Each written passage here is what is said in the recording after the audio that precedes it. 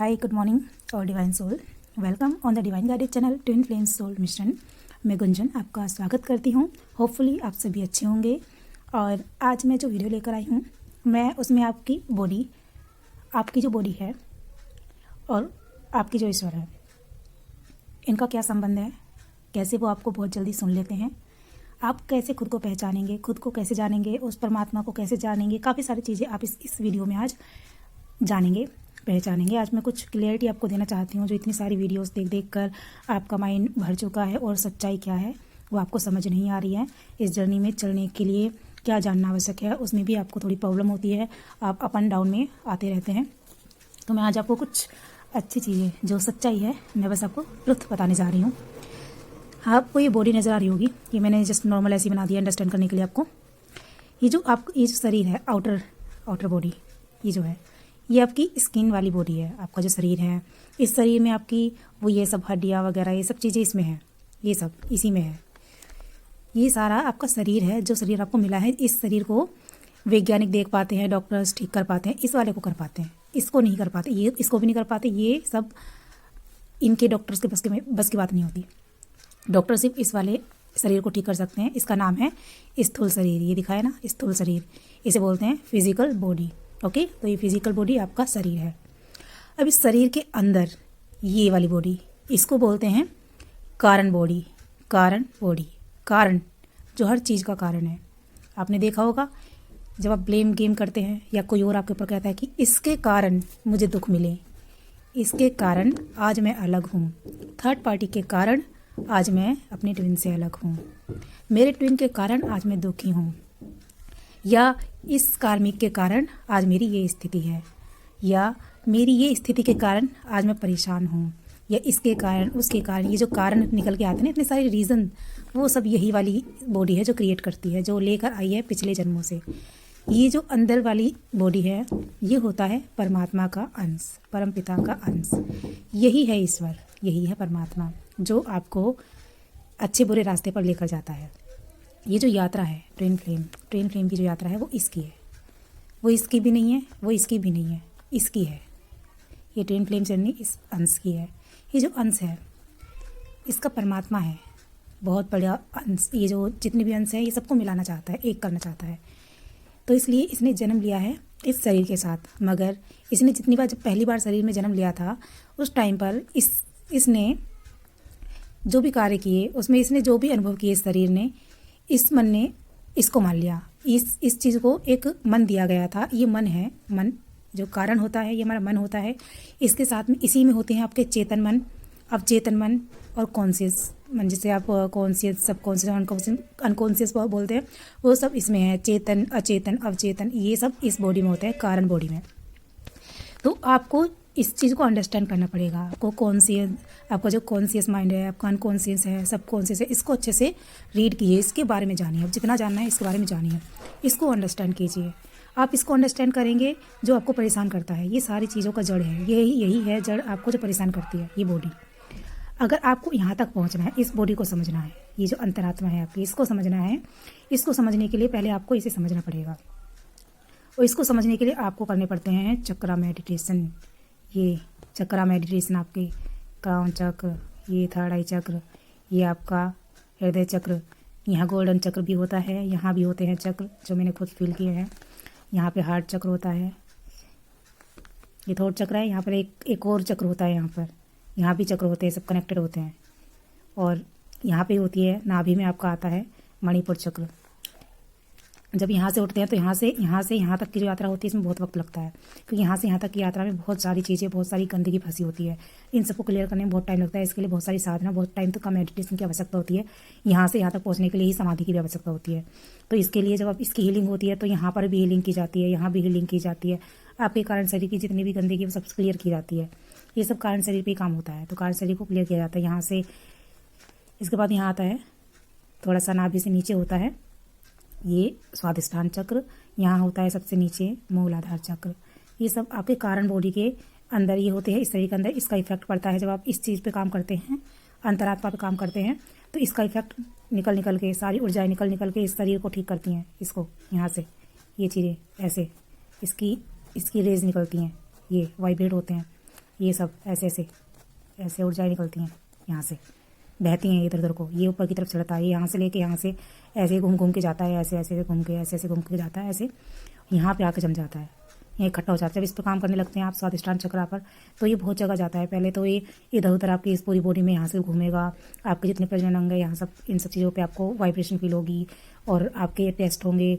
यहाँ आपकी चेस्ट पर भी जाता है, यहाँ पर ये सब स्थूल बॉडी होती है। आपके मन को जाते हैं, यहाँ से निकल के यहाँ पर भी डिस्टर्ब करता है। यहाँ पे आपको बताता है कि आपके अंदर ये फिजिकल चीज़ें हैं, ये वासनाएं वगैरह भरी पड़ी हैं, तो इन चीज़ों को आपको स्वीकारना होता है। जब आप इन चीज़ों को स्वीकार लेते हैं, जब आपके अंदर ये फीलिंग्स आती हैं, आप इन्हें स्वीकार कर लेते हैं कि हाँ मेरे अंदर ये सारी इच्छाएं हैं, ये सारी पड़ी हुई हैं इच्छाएं, तो इन सबको आपको समर्पित करना है अपने ईश्वर को, इस अंतरात्मा को। कहीं बाहर नहीं जाना, कहीं भी बाहर नहीं है ईश्वर, यही वाला ईश्वर है। इसी को अपना ईश्वर मानकर चलिए कि आपके अंदर ईश्वर है, और ये जो अंश है ये ईश्वर है। और जब इस ईश्वर को परमात्मा से मिलाना होता है, वो वक्त होता है ध्यान का। जब आपको ध्यान लगाते हैं तो ये जो परमात्मा है, ये आपके अंदर का जो छोटा सा एक अंश है ईश्वर का, ये मिलने जाता है अपने परमात्मा से ध्यान में, तो इसको वक्त देना है। और सबसे अच्छा वक्त होता है सुबह का 3:30 से लेके 5 बजे के अंदर का जो वक्त होता है, ये सबसे अच्छा होता है इस आत्मा के लिए, क्योंकि इस समय पर किसी प्रकार के एक्स्ट्रा जो इस वाली बॉडी की जो आत्माएं होती हैं वो नहीं होती हैं, ये वाली बॉडी की आत्माएं होती हैं सुबह में।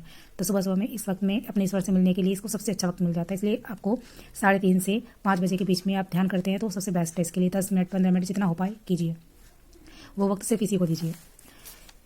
इस वाले चक्र से उठने में बहुत वक्त लगता है, रूट चक्र को ओपन करने में बहुत वक्त लगता है। आपकी जब आपकी कुंडलिनी अवेकनिंग होती है, उसके 3 स्टेप होते हैं, 1 2 3। इन 3 रास्ते से गुजर के जाती है। इन 3 में बहुत सारी चीज़ें जमा होती है। इसमें तो इतनी गंदगी होती है, स्टार्टिंग में आपको रियलाइजेशन होता है, तो रियलाइजेशन में ही आपको करीब 6 महीने आसपास लग जाते हैं, और 6 महीने तो लग ही जाते हैं। तो रियलाइजेशन के मोड में होते हैं कि आप सबसे पहले आपके अंदर जितने भी विकार हैं, जैसे क्रोध, गुस्सा हो गया, और आपके अंदर लस्ट हो गया, वो भी निकलता है, लस्ट, गुस्सा और छल कपट, इस तरह की जो गंदगी होती है ना, वो सब इसमें फंसी होती है। तो आप एक तरह से जो कुंडलिनी अवेकनिंग होती है, आपने देखा होगा सागर मंथन जब होता है उसको देखिएगा। जब उसको देखते हैं तो सबसे पहले ये वाला जो उसको डिकोड कीजिएगा अपने इस चक्र से। वो जो समुद्र है वो ये आत्मा है, आत्मा, इसकी जो कुंडलिनी जागृत होती है, तो समुद्र मंथन चल रहा है यहाँ पर। समुद्र मंथन में सबसे पहले क्या निकलता है? जहर निकलता है।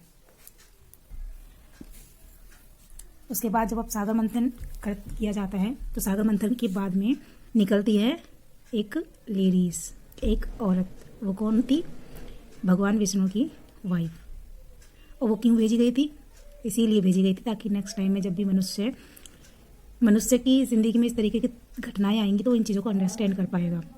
और वो यहाँ पर जो फंसी हुई बुरी बुरी गंदगी थी, इन चीज़ की पहचान करने के लिए यहाँ पर उन देवी को भेजा गया था, उनका टेस्ट करने के लिए। तो यहाँ पर होती हैं लेडीज़, तो वो सब जो मेल फीमेल सब क्या होती हैं, वासनाओं से रिलेटेड होती हैं चीज़ें, तो वो सब फंसी होती हैं यहाँ पर। क्योंकि वो वहाँ पर क्या दिखाया गया, वहाँ पर उनका प्रेम नहीं दिखाया गया था, वहाँ पर क्या दिखाया गया था? आकर्षण। तो जो आकर्षण पर मरते हैं, अट्रैक्शन, यहाँ से क्लियर होती है अट्रैक्शन। अगर आप किसी भी प्रकार के अट्रैक्शन में फंसे होते हैं तो यहाँ पर ही आप फंसे रहेंगे, यहाँ से आप आगे की तरफ नहीं निकल पाएंगे। उसके बाद में अगर आपने अपने अट्रैक्शन को छोड़ दिया, उसको फील किया, अंडरस्टैंड किया, समझा और ईश्वर को समर्पित कर दिया, तो समर्पण यहाँ से क्या आएगा? आपका अट्रैक्शन किससे था? आपके ट्विन से। तो यहाँ पर आपको फिर से समर्पित होना है, आपको अपने ट्विन को। आप जिस भी ईश्वर में, जिन भी आराध्य में विश्वास करते हैं, उनसे प्रार्थना कीजिए, वो अंदर ही हैं, ये है ईश्वर।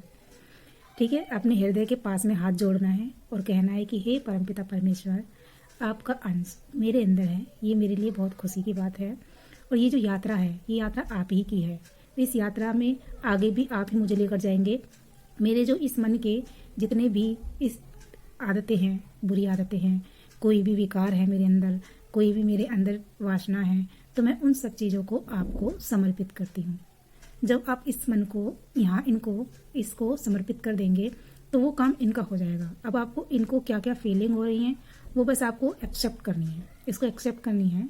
क्योंकि ये धरती पर क्यों आया है? एक्सेप्ट करने के लिए। इसने जो गलतियाँ की है पास्ट लाइफ में, जो कर्मा का बोझ ये अपने ऊपर ढो रहा है, इसको वो सारी गलतियाँ एक्सेप्ट करनी है। इसीलिए आत्मा, ये परमात्मा का जो अंश है, ये इसे यहाँ पर लेकर आया है ताकि इसकी गलतियों का आभास हो सके। तो इसको क्या करना है? आभास करना है, फील करना है, स्वीकार करना है कि हाँ प्रभु, मुझसे ये गलती हुई है, मैं इसे स्वीकार करती हूँ, मेरी आपसे प्रार्थना है, मुझे माफ़ कर दीजिए। और इस चीज़ से मुझे कैसे निकलना है, उसका कोई तरीका, कोई उपाय बताइए। आप मुझे जो भी उपाय बताएंगे, जो तरीका बताएंगे, मुझे वो स्वीकार है। मैं उसमें किसी प्रकार की, जो हम होते हैं ना बीच बीच में टोकना कि ये तो मेरे लिए सही नहीं है, ये मेरे लिए गलत है, इस तरीके के भाव मैं आपको नहीं दूंगी। जो भी है, जो भी आप बोलेंगे मैं वही करूंगी। मैं पूर्ण रूप से आपको समर्पित हूँ, इस तरीके से आपको बोलना है। तो धीरे धीरे आप बहुत सारे टेस्ट से पास होंगे। आपको सारे टेस्ट पास करने हैं, वो सब इस पर छोड़ दीजिए, मदद करेंगे। वो आपके हर पल साथ हैं। हर पल साथ है ना, अंधेरे में उजाले में सब जगह साथ है। ये आप ही के अंदर बैठे हैं ना, इसीलिए हर पल साथ है। इसके बाद में आप जब यहाँ से आप ऊपर की तरफ उठेंगे, जब इस पर काम कर लेंगे आप, ये साधनाएं होती हैं, पहले इस पे काम करेंगे तो इसमें आपको काफ़ी समय लगेगा सब चीज़ों को पहचानने में, समझने में। उनको समझना है, जानना है, डरना नहीं है, घबराना नहीं है।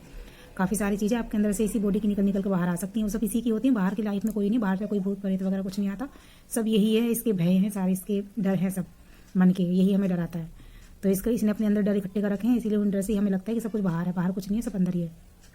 तो यहाँ से हमको पहुँचना है, यहाँ पर हमें सैक्रल चक्रा पे काम करना है। जब हम यहाँ से इन वासनाओं से निकलकर, अट्रैक्शन से निकलकर, किसी प्रकार की अटैचमेंट है उन सब चीज़ों से निकलकर यहाँ पहुँचेंगे मणिपुर चक्र में, तो आपको आपका ज्ञान होगा कि आप कौन हैं। आप फिर इन चीज़ों के बारे में समझ पाएंगे जो मैं आपको समझा रही हूँ। क्योंकि अभी आप देख रहे हैं इतनी तरीके से, आप थोड़ा बहुत अंडरस्टैंड करने की कोशिश करेंगे, लेकिन असली पहचान आपकी जब होगी, जब आप यहाँ पहुँचेंगे। तो यहाँ पहुँचने पर आपको आपका ज्ञान होगा, बहुत सारी चीज़ें आपको नॉलेज में आएंगी, पता चलेंगी। फिर आप अपने आप को खोजेंगे कि मैं कौन हूँ, मैं कौन हूँ। इस तरीके से बहुत सारे सवाल आपके अंदर से निकलेंगे। ये वाला मन, ये जो साफ सुथरा होके आया था, इसने जब अपने आपको इतनी सारी गंदगी जमा कर ली है, बहुत सारी वो चीज़ें जो इसको नहीं करनी थी वो सब कर लिया है इसने। तो ये अब सवाल करेगा कि मैं कौन हूँ, मैं कौन हूँ। तो खुद को जानने के लिए, अर्थात इस परमात्मा के अंश को जानने के लिए परेशान हो जाएगा, व्याकुल हो जाएगा। फिर ये और साधनाएं करेगा, और साधनाएं करेगा, खुद को जानेगा, पहचानेगा। फिर वो धीरे धीरे यहाँ से निकलते निकलते, ये भी जब चक्र उठता है तो मणिपुर चक्र पे यहाँ सब जगह आपको सांप से चलते हुए नजर आएंगे। आपकी बॉडी पे सारे में सांप रेंगते हुए नजर आएंगे। स्नेक्स, मुझे स्नेक्स यहाँ से आग लगती है नीचे से। जब आपका रूट चक्र ओपन होता है, सबसे पहले तो आपका रियलाइजेशन होता है। इन सारे चक्रों से ऊर्जाएं उठ के सारी क्राउन चक्र पे यहाँ पे जाती हैं सारी धीरे धीरे। तो ये तो फर्स्ट स्टेप होता है, फर्स्ट स्टेज होती है कुंडली अवेकनिंग की। फिर स्टेज होती है, फर्स्ट स्टेप ये होता है, यहाँ के सारी रियलाइजेशन होते हैं। बहुत सारी धाराएं, बहुत सारी चीज़ें, एनर्जीज निकल के यहाँ से निकल के ऊपर क्राउन चक्रा पे जाती हैं, सब चली जाती हैं, सब ऊपर चली जाती हैं। ऐसे होता है। तो हमें लगता है कि हमारी कुंडलिनी अवेकनिंग होती है, जो नहीं होते, जिनको पता नहीं होता ठीक से, तो उनको लगता है हमारी कुंडलिनी अवेकनिंग होगी। क्योंकि मेरे साथ ऐसा हुआ था, यहाँ से ऊर्जा उठी थी, यहाँ से उठते यहाँ हुई थी, यहाँ से उठते यहाँ गई थी, यहाँ से उठी ऐसे घूमी, यहाँ पे भी ऐसे हुआ, घूम के। उसके बाद में पीछे गई, पीछे से घूमी, ऐसे घूमी, आगे से ऊपर उठी, पीछे से ऊपर उठी, ऐसे उठ के यहाँ अटक गई। फिर हृदय के बहुत सारे घाव थे, बहुत सारी वोन्स थे, बहुत सारी परेशानी, चिंताएं, पता नहीं हृदय पे क्या क्या, कब कई कौन से जन्मों की चीज़ें, दुख दर्द परेशानी सब लिए बैठी थी यहाँ पर। इसमें समय लगता है, इसमें इतना समय नहीं लगा जितना समय इसमें लगता है ओपन होने में। तो उस पर भी काम चल रहा है। तो मैं आपको सब चीज़ें अंडरस्टैंड कर रही हूँ कि आपको इन चीज़ों को समझना है। जब आप यहाँ तक पहुँच जाते हैं, आप यहाँ से भी ऊर्जाएं निकल के ऊपर जाती हैं, बहुत सारी ऊर्जाएं होती है, धीरे धीरे ऊपर जाती हैं, ठीक है। तो उसके बाद में जब यहाँ तक पहुँच जाते हैं, तब आपका रूट चक्र, फिर सेकंड स्टेज स्टार्ट हो जाती है आपकी। तो यहाँ से फिर आपका रूट चक्र पे आप काम करते हैं, यहाँ से उठ जाता है। तो मेरे साथ में हुआ था रूट चक्र पे, यहाँ पर एक ऐसा फील हुआ जैसे कोयला होता है, बिल्कुल जलता हुआ कोयला किसी ने रीढ़ की जो हड्डी होती है नीचे, वहाँ पर लगा दिया है और वहाँ पे आग लग रही है। वहाँ पर करीब काफ़ी देर तक मुझे ये चीज़ें फील हुई, बहुत देर तक आग फील हुई। फिर सांप की तरह स्नेक से चलता है, ऊपर की तरफ होता है, ऊपर आते आते सैक्रल चक्रा पर आ गया। तो अब यहाँ पर बहुत ज़्यादा काम करना है, तभी इसकी भी अवेकनिंग होगी, तभी ये चीज़ें क्लियर होंगी। तो तीन स्टेज होती है। पहले इसकी चीज़ें क्लियर करते हैं, सब रियलाइजेशन होकर सब ऊपर जाता है, ये भी ओपन हो जाता है। तो एक्टिवेशन होता है, पहले मैंने एक्टिवेट किया, ये सारे चक्रों को एक्टिवेट किया था, फिर ये ओपन हुआ। सेकंड स्टेज में ओपन होते हैं। फर्स्ट स्टेज में हम चक्रा को ओपन करते हैं, एक्टिवेट करते हैं। सेकंड स्टेज में हम इनको ओपन करते हैं, फिर ओपन होते हैं। थर्ड स्टेज में, सेकंड स्टेज में ओपन होते ही हम लोग खुद को स्टेबल कर लेते हैं चीज़ों में। काफ़ी सारी चीज़ें हमारी ज़िंदगी में आने लगती हैं, हम फिर उसमें स्टेबिलिटी ढूंढने की कोशिश करते हैं, फिर हमारी ज़िंदगी में आती है स्टेबिलिटी के बाद में फिर हम थर्ड के बारे में क्या होता है उसका प्रॉपर मुझे अभी जानकारी नहीं है, खुद का एक्सपीरियंस नहीं है। तो जब मैं कर लूँगी तब बताऊँगी। पर हाँ, यही है कि आप यहाँ तक पहुँचने पर तो खुद को जान जाएंगे कि आप कौन है। क्योंकि जब इतने पे आप इतना कुछ कर सकते हैं, तो यहाँ पहुँच जाएंगे तो आप क्या कुछ नहीं कर लेंगे। तो यहाँ के बारे में जब मुझे खुद का नॉलेज होगी, खुद का ज्ञान होगा, तब मैं बताऊँगी। फिलहाल मैं आपको इतना ही बता रही हूँ, क्योंकि अभी यहाँ तक पहुँचने में ही लोगों को बहुत वक्त लग जाता है और आप सबको भी बहुत वक्त लगेगा, आप समझ रहे हैं। नेक्स्ट इसके बारे में जब मणिपुर चक्र के बारे में आएगा, ओपन होगा, तो मैं आपको बताऊँगी, ठीक है। अभी तो इसके बारे में चल रहा है, तो वो चीज़ें मैं बता देती हूँ। तो मैं आपको बस इतने बता रही हूँ कि हाँ, ये सब चीज़ें क्लियर। ये चक्र ओपन होते ही आपके अंदर इतने सारे स्नेक फील होते हैं, कुछ ऊर्जाएं आती हैं, आपको टच करती हैं। सेकंड स्टेज में कुछ लोग, आपको ऐसा लगता है कुछ ऊर्जाएं आई आपके पीछे से, आपको पकड़ रखा है, जकड़ रखा है किसी ने, आके गले लग जाती है एनर्जी। कौन सी एनर्जी होती है पता नहीं। पर हाँ कुछ ऐसी भी होती हैं एनर्जी, नेगेटिव एनर्जीज भी आती हैं जो आपके साथ में सेक्सुअली कॉन्टैक्ट करने की कोशिश करती हैं, टच करती हैं, आपके यहाँ भी टच करती हैं, जगह जगह ऐसे जगह जगह टच करती हैं, आपको यहाँ पे हाथ फील होगा, इस तरह की चीज़ें फील होती हैं। ये सब क्या होती हैं, ऊर्जाएं, नेगेटिव ऊर्जाएं होती हैं ताकि आप यहाँ से ऊपर ना उठ पाए, इसलिए होता है सब चीज़ें। तो आपको फिलहाल तो ऊपर ही उठना है, ये जो कर रही है इनको करने दो, क्या कर लेंगे कुछ करके, करने दो जो करना है, क्योंकि हम तो ईश्वर को समर्पित हैं। अब उन्होंने हमारी ज़िंदगी में लेके आए, ये इनको यही तो लेके आए हैं इन चीज़ों को, ताकि हम समझें, इनसे निकलें। अगर ये इनको समर्पित है तभी ये चीज़ें आई हैं, इसलिए जो आ रहा है स्वीकार करो और आगे बढ़ते चलो, बस यही है हमारा काम। तो ये मैंने आपको बताया कि आपके ही अंदर ईश्वर हैं, आप जो बाहर खोज रहे हैं कहीं नहीं है, इंसानों में कहीं भी आपको दिख जाता है, उसके सबके अंदर ईश्वर का अंश है। ये जो तत्व है ये सबके अंदर है, इसे लोग समझ नहीं पाते, एक्सपीरियंस करने के बाद ही समझ पाते हैं। ये आपकी स्थूल बॉडी होती है, इसी में आपके चेतन, अवचेतन और अचेतन मन होते हैं। इसके कारण आप इस धरती पर बार बार आते हैं, बार बार आते हैं, बार बार जाते हैं। यही है मेन रीज़न आपका, मेन धरती पे आने का कारण कौन है, कारण बॉडी। ये शरीर आपको मिलता है इसकी इच्छाओं के लिए, पूर्ति करने के लिए, इनकी इसकी इच्छाओं को ख़त्म करने के लिए।